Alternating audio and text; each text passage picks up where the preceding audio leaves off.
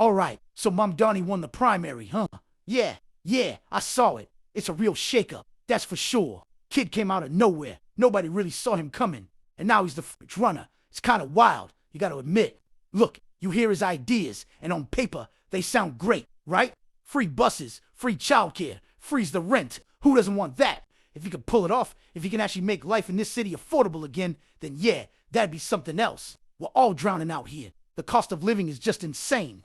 So the thought of someone actually tackling that head on with some genuinely bold proposals, it's a breath of fresh air, absolutely. But this is New York, right?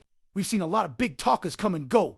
Promises are one thing, making it happen, that's a whole different ball game. Where's all this money coming from? Exactly, tax the rich, he says. Great, but the rich are pretty good at finding ways to not get taxed. And the state legislature, the governor, they're gonna have a lot to say about what he can actually do, especially with some of those more, shall we say, ambitious plans. And let's not forget some of his views, like on certain international issues. They're not exactly playing to the whole city. You know, this is a diverse place, and you gotta unite a lot of different people, not just your base.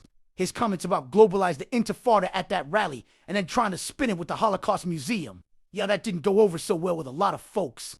You can't just throw out lines like that and expect everyone to jump on board. And the policing stuff. He talks about a Department of Community Safety, shifting resources, and not defunding in the way some people think. But let's be real. To a lot of New Yorkers, that still sounds like less cops on the street. People are nervous about safety. You know, they want to feel secure.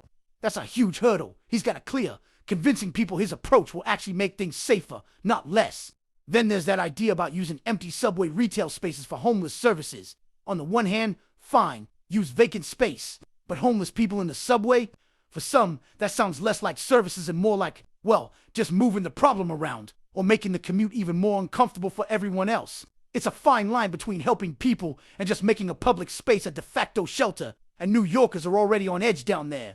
So yeah, I'm supportive of the idea of a New York that works for everyone. I'm hopeful that maybe, just maybe, this guy has the grit and the smarts to actually deliver. But a New Yorker's gotta be skeptical, too. We've been burned before. The proof, as they say, will be in the pudding. I'm watching. We're all watching. Let's see what he's really made of.